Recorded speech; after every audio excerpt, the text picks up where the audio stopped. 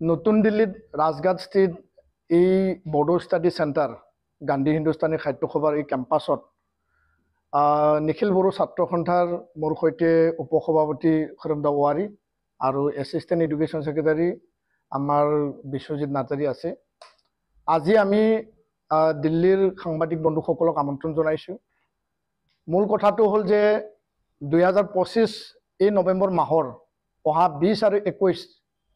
নৱেম্বৰত দুদিনীয়া কাৰ্যসূচীৰে নিখিল বড়ো ছাত্ৰ সন্থাই বিশেষ আমি কিছু কাৰ্যসূচী আমি তৈয়াৰ কৰিছোঁ আৰু অহা 20 নৱেম্বৰত নতুন দিল্লীস্থিত কনষ্টিটিউশ্যন ক্লাব অফ ইণ্ডিয়াৰ মাভলাংকাৰ হলত প্ৰায় 700 অংশগ্ৰহণকাৰী আমাৰ যি পাৰ্টিচিপেণ্ট আছে বড়োলেণ্ড অঞ্চলৰ পৰা অসমৰ বিভিন্ন প্ৰান্তৰ পৰা আহিব। তাত এটা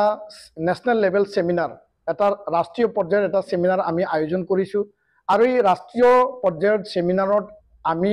উত্তৰ পূৰ্বাঞ্চলত 10খন শিডিউল মিজোৰামত লাই মাৰা চাকমা, মেঘালয়ত গাৰো খাচী জয়ন্তীয়া যি অট'নমাছ ডিষ্ট্ৰিক্ট কাউন্সিল আছে আৰু Tripura tribal area district council যি মানে ত্ৰিপুৰাত আছে, অসমত BTC BTR আৰু কাৰ্বি আংলং ডিমা হাছাও মুঠ 10খন শিডিউলত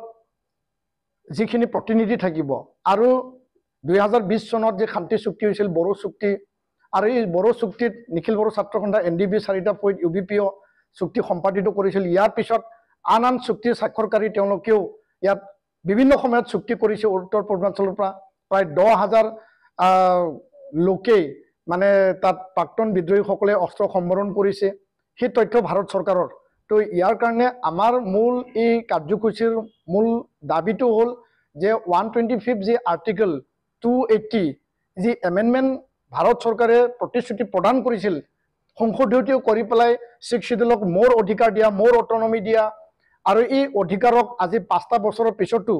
ভাৰত চৰকাৰ, অসম চৰকাৰ বা ভাৰতৰ গৃহ মন্ত্ৰালয় এই যি মানে বিভাগ আছে তেওঁলোকে যেনেকুৱা এইটো কাৰ্যকৰী কৰিব লাগিছিল আজি এইটো বিলম্ব হৈ আছে। আৰু ইয়াৰ দাবীতে নিখিল বড়ো ছাত্ৰ সন্থাই ৰাষ্ট্ৰীয় পৰ্যায়ত এই যি সেমিনাৰ আমি 20 তাৰিখে আয়োজন কৰিবলৈ গৈ আছোঁ আৰু সকলোকে আমি ইয়াত আমন্ত্ৰণ জনাইছোঁ যাতে ভাৰত চৰকাৰক আমি হেঁচা প্ৰয়োগ কৰিব পাৰোঁ। আমাৰ দাবী থাকিব যে বড়ো চুক্তিৰ প্ৰতিটো দফা আখৰে আখৰে ৰূপায়ণ হওক। গৃহমন্ত্ৰী অমিত শ্বাহ ডাঙৰীয়াই, অসমৰ মাননীয় মুখ্যমন্ত্ৰী ডক্টৰ হিমন্ত বিশ্ব শৰ্মা ডাঙৰীয়াই সেই সময়ত যি প্ৰতিশ্ৰুতি প্ৰদান কৰিছিল দাড়ি কমা ৰূপায়ণ কৰা হ'ব আৰু এই যি ৰূপায়ণৰ যি ক্ষেত্ৰত কিছু ৰূপায়ণ হৈ গ'ল, কিছু আধৰুৱা হৈ আছে আৰু মূল এই চুক্তিৰ মূল আত্মা আছিল 125 এমেণ্ডমেণ্ট আৰ্টিকল 280 যাৰ দ্বাৰা BTC BTRক মানে 60টা সমষ্টিলৈ বৃদ্ধি কৰা, এণ্টি ডিফেকশ্যন ল তাত আনা, পাৱাৰ এণ্ড ফাংচন তাত বঢ়াই দিয়া, ভিলেজ কাউন্সিল মিউনিচিপাল কাউন্সিল তাত গঠন কৰিব লাগে আৰু ভাৰত চৰকাৰৰ পৰা 280 আৰ্টিকলৰ যোগেদি BTC BTRক বা আন 6 শিডিউলত পোনপটীয়া ডাইৰেক্ট পুঁজি পাব লাগে। এইখিনি মূল কথা লৈ পেলাই আমি এই সেমিনাৰ আয়োজন কৰিম। 21 নৱেম্বৰত আমি যন্তৰ মন্তৰত নিখিল বড়ো ছাত্ৰ সন্থা আৰু আন 6 শিডিউলৰ যিখিনি আমাৰ যি ডিমাণ্ড আছে মানে ইয়াক অটনমি লৈ আপগ্ৰেড কৰা বা ইয়াৰ ক্ষমতা বৃদ্ধি কৰা, সমষ্টি বৃদ্ধি কৰা, এই দাবীক লৈ পেলাই আমি তাত ধৰ্ণা প্ৰদৰ্শন কাৰ্যসূচী আমি ৰূপায়ণ কৰিম আৰু 3 ঘণ্টীয়া এই ধৰ্ণা কাৰ্যসূচীত আমাৰ বিশিষ্ট ব্যক্তি 10টা 6 শিডিউলত বিশিষ্ট যিসকল আমি তেওঁলোকক ইনভাইট কৰিছোঁ তেওঁলোকে তাত উপস্থিত থাকিব। ইয়াৰ কাৰণে আজি নতুন দিল্লীত আমি এই সংবাদ মেলৰ যোগেদি ভাৰত চৰকাৰক পুনৰ আমি আহ্বান জনাইছোঁ এখন মানে শীঘ্ৰেই নিখিল বড়ো ছাত্ৰ সন্থাৰ লগত অসম চৰকাৰ ভাৰত চৰকাৰ ত্ৰিপাক্ষিক আলোচনা হ'ব লাগে আৰু ত্ৰিপাক্ষিক আলোচনাৰ যোগেদি আগন্তুক উইণ্টাৰ ছেশ্যনত এই 125 এমেণ্ডমেণ্ট আৰ্টিকল 280 যোনটো সংশোধনী বিধেয়ক সেইখন আনিবৰ কাৰণে আমি দাবী জনাইছোঁ। এই কাৰ্যসূচীও এই দাবীৰ কাৰণে আমি ৰাখিছোঁ। দ্বিতীয় কথাটো হ'ল গৃহমন্ত্ৰী ডাঙৰীয়াক আমি আহ্বান জনাইছোঁ যে অতি শীঘ্ৰেই এই যি আধৰুৱা হৈ থকা BTC BTR যি বড়ো শান্তি চুক্তিৰ যি আধৰুৱা হৈ থকা যিখিনি দফা শীঘ্ৰেই ৰূপায়ণ কৰক সেই কথাটো লৈ পেলাই আমি আজি সংবাদ মেলৰ যোগেদি আহ্বান আৰু দাবী ৰাখিছোঁ আৰু সকলোকে এই কাৰ্যসূচীত বড়োলেণ্ডৰ পৰা অসমৰ পৰা 10খন উত্তৰ পূৰ্বাঞ্চলৰ 6 শিডিউলৰ পৰা এই কাৰ্যসূচীত সকলোৱে যাতে সমৰ্থন আগবঢ়ায় আৰু সহযোগ কৰি ইয়াত অংশগ্ৰহণ কৰে তাৰ কাৰণে আমি আহ্বান জনাওঁ। আমি স্পষ্টকৈ কৈছোঁ যে যোৱা ছেপ্টেম্বৰ মাহত BTCৰ নিৰ্বাচন হৈ গ'ল আৰু ইয়াৰ পিছত এখন নতুন চৰকাৰ BTC BTR বাকী ৰাইজে পাবলৈ সক্ষম হৈছে আৰু এই চৰকাৰখনক দায়িত্ব হিচাপে হাগ্ৰামা মহিলাৰী ডাঙৰীয়া তেওঁ এই সময়ত সশস্ত্ৰ সংগ্ৰামৰ নেতৃত্ব দিছিল BLTক ভাৰত চৰকাৰ অসম চৰকাৰ আৰু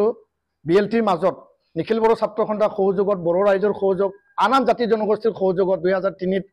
এখন চুক্তি সম্পাদিত হৈছিল সেই চুক্তি অনুযায়ী ষষ্ঠ অনুসূচিত এটা ব্যৱস্থা আমি পাবলৈ সক্ষম হৈছিলোঁ আৰু এই 2003 চনত যে চুক্তিৰ যোগেদি 6 শিডিউল আমি পাবলৈ সক্ষম হ'ল 2020 চনত এই 6 শিডিউলখন আধাৰ হিচাপে ভিত্তি হিচাপে লৈ পেলাই আমাৰ ভিত্তিটো আৰু মজবুত কৰাৰ কাৰণে যি সীমা আছিল এই সীমাটো গহপুৰলৈকে সম্প্ৰসাৰণ কৰা আৰু 40টা যি পৰিষদীয় সমষ্টিটো 60টা বৃদ্ধি কৰা দুটা বিষয় ইয়াত মূল আছে সীমা সম্প্ৰসাৰণ আৰু 40টা সমষ্টিটো 60টালৈ বৃদ্ধি কৰা ইয়াত অধিক মানে অৰ্থনৈতিক বা ফাইনেন্সিয়েল পুঁজি পোৱা আৰ্টিকেল 280 এই বিলাকক সামৰিহে 2020 চনত চুক্তি হৈছে 2003 চনৰ চুক্তি আৰু 2020 চুক্তিৰ সামঞ্জস্য আছে 2003 চুক্তিৰ আধাৰতে 2020 চুক্তি হৈছে তাৰমানে 6 শিডিউলটো মোৰ অটনমি কৰিব লাগে আৰু হাগ্ৰামা মহিলাৰী ডাঙৰীয়াক আমি কৈছো যে আপুনি যেহেতু 2020 চনত চুক্তিটো যেহেতু মানে সাক্ষী হিচাপে স্বাক্ষৰকাৰী আছিল মানে গৃহমন্ত্ৰী ডাঙৰীয়া সৰ্বানন্দ সোণোৱাল ডাঙৰীয়া হিমন্ত বিশ্ব শৰ্মা ডাঙৰীয়াৰ লগত হাগ্ৰামা মহিলাৰী ডাঙৰীয়াও তাত সাক্ষী আছিল ভাৰত চৰকাৰ অসম চৰকাৰ আৰু চুক্তি স্বাক্ষৰকাৰী মাজত তেওঁ সাক্ষী আছিল তো ইয়াৰ কাৰণে আমি আহ্বান জনাইছো তেওঁক আমি মানে আমাৰ তৰফৰ পৰা আমি অনুৰোধ ৰাখিছো যে যেহেতু তেওঁ নতুনকৈ BTC BTRৰ দায়িত্ব ল'লে তেখেতৰ লগত আমি আলোচনাত মিলিত হ'ম আৰু চুক্তিক আখৰে আখৰে ৰূপায়ণ কৰাৰ ক্ষেত্ৰত BTC চৰকাৰেও যাতে সহায় কৰে এই কথাটো আমি তেওঁ আহ্বান জনাইছো তেওঁ যদিও এই কথাটো কৈছে যেটো তেওঁ সাংবিধানিক এটা পদবীত অধিষ্ঠিত হৈ আছে আমি আহ্বান ৰাখিছো দাবী ৰাখিছো 2003 চুক্তিত যি ধৰণে তেওঁ আগবঢ়াই নিছিল 2020 চনত চুক্তি তেওঁ আগবঢ়াই নিব লাগে কাৰণ এই চুক্তি কাৰো ব্যক্তিগত সম্পত্তি নহয় কোনো দল সংগঠনৰ সম্পত্তি নহয় এই চুক্তিৰ দ্বাৰা 35 লাখ BTR বাকী ৰাইজৰ অধিকাৰ তাত সন্নিবিষ্ট হৈ আছে আৰু 1500 কোটি টকা এই কথাটো আমি এতিয়া স্পষ্টকৈ কম যিখিনি অনুষ্ঠান প্ৰতিষ্ঠান ইনফ্ৰাষ্ট্ৰাকচাৰ আন্তঃগাঁথনি উন্নয়নৰ কথা তাত লিপিবদ্ধ আছিল এই 1500 কোটি টকাৰে যিখিনি নিৰ্মাণ হ'ব যিখিনি উন্নয়ন হ'ব হাগ্ৰামা মহিলাৰী ডাঙৰীয়া এতিয়া দায়িত্ব লোৱাৰ পিছত তেওঁ নিজে পিতা কাটি পেলাই এইবিলাক উদ্বোধন কৰিব ফাউণ্ডেশ্যন লে কৰিব আৰু আমি ইয়াৰ কাৰণে আহ্বান জনাইছো ৰাজনীতিক কথাবিলাক আৰু ৰাজনীতিক সময় এতিয়া পাৰ হৈ গ'ল এইবিলাক আৰু এতিয়া আনিব নালাগে এতিয়া কাম কৰাৰ সময় BTC বাকী BTR বাকী ৰাইজক যি প্ৰতিশ্ৰুতি প্ৰদান কৰিছিল এইটো কৰিব লাগে আৰু চুক্তি ৰূপায়ণৰ ক্ষেত্ৰত আপুনিও আগভাগ ল'ব লাগে এই কথাটো হাগ্ৰামা মহিলাৰী ডাঙৰীয়াক আমি আজিৰ সংবাদমেলৰ যোগেদিও পুনৰ আমি আহ্বান জনাইছো 20 তাৰিখে আমাৰ সেমিনাৰ হ'ব 21 তাৰিখে আমাৰ যন্তৰ মন্তৰৰ 3 ঘণ্টীয়া ধৰ্ণা প্ৰদৰ্শনী কাৰ্যসূচী হ'ব দাবীটো থাকিব যে বড়ো শান্তি চুক্তিৰ 2020ত সকলো দফা আখৰে আখৰে ৰূপায়ণ কৰা আৰু 1 নম্বৰ মূল দাবীটো হ'ব যে ভাৰত চৰকাৰে 125th এমেণ্ডমেণ্ট আৰ্টিকেল 282 এই উইণ্টাৰ সেশনত নৱেম্বৰ আৰু ডিসেম্বৰ মাহত যি হ'ব সেই অধিৱেশনত বিলটো পাৰিত কৰিব লাগে পাছ কৰিব লাগে কাৰ্বি আংলঙৰ ST হিলৰ বিষয়ে আমি দাবী জনাইছো বড়ো কছাৰী কাউন্সিলৰ মানে পূৰ্ণাংগ মৰ্যাদা আমি দাবী জনাইছো আৰু আন বহুতো দাবী আমি মানে ৰাখিছো এই দাবীকেইটা মুঠ 10টা এতিয়াও হেতু মানে ৰূপায়ণ হ'বলৈ বাকি আছে এইখিনি আমি প্ৰকাশ কৰিলো ধন্যবাদ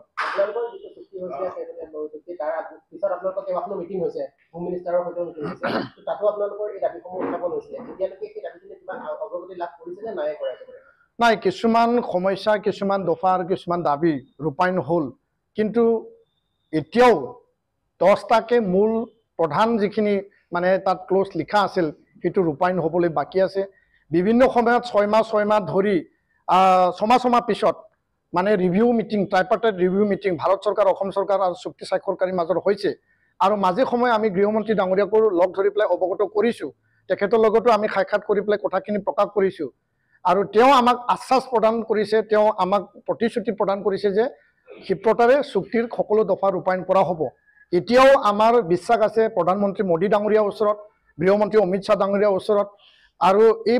বিশ্বাস আৰু আশ্বাসটো লৈ পেলাই আমি আগবাঢ়ি আছো কিন্তু যি লেহেমীয়া গতিত চলি আছে আৰু যোনটো অধিকাৰ যি সময়ত পাব লাগে সেই অধিকাৰটো যদি সময়মতে যদি ৰূপায়ণ নহয় তেতিয়াহ'লে বাস্তৱসন্মত যি আধাৰত যি কথাটো লৈ পেলাই চুক্তিত আবদ্ধ হৈছিল সশস্ত্ৰ সংগ্ৰাম পাতনি মিলি পেলাই অস্ত্ৰ সম্বৰণ কৰিছিল আৰু শান্তি প্ৰতিষ্ঠা কৰা হ'ল সেই উদ্দেশ্যটো